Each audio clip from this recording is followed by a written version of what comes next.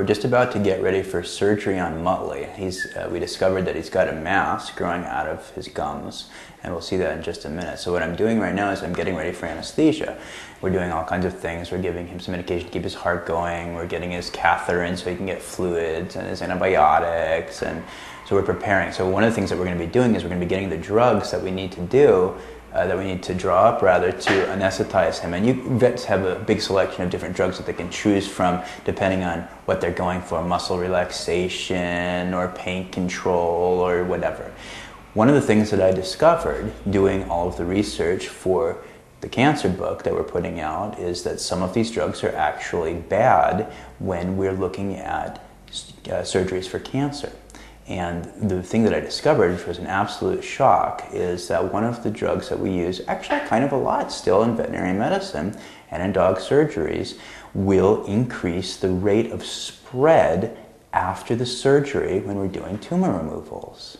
That means that we remove the tumor and then all of a sudden find tumor cells cropping up in different places in the body very soon after the tumor, because one of the drugs, actually more than one, but one of the main drugs that we're using is causing the tumor to spread more rapidly than it would if we hadn't have used the drug. And here it is. I've got a little bottle of it right here. It's ketamine. This is something that we use really, really frequently in veterinary medicine. And I discovered a paper from the human literature that told us that if we use ketamine, the rate of tumor spread after surgery is actually much higher than it would be if we hadn't have used this drug.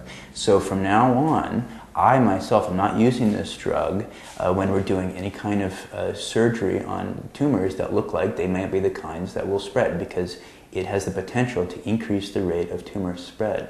There's also some other agents too. Thiopental is another one. We don't use it very much anymore, but 10 years ago, 20 years ago, we used to use it. Which is an injectable drug, and another drug which is also not used very much is a gas called halothane, but those had similar effects. So I just wanted to let you know, and this would be a good thing for any dog owners who are going in for cancer surgeries to check with their vet on, just to make sure that they're aware of this, because it's something that actually a lot of vets aren't aware of. I myself wasn't aware of it until I started doing these hours and hours and days and months and years of research on this stuff, and I just wanted to let everybody know.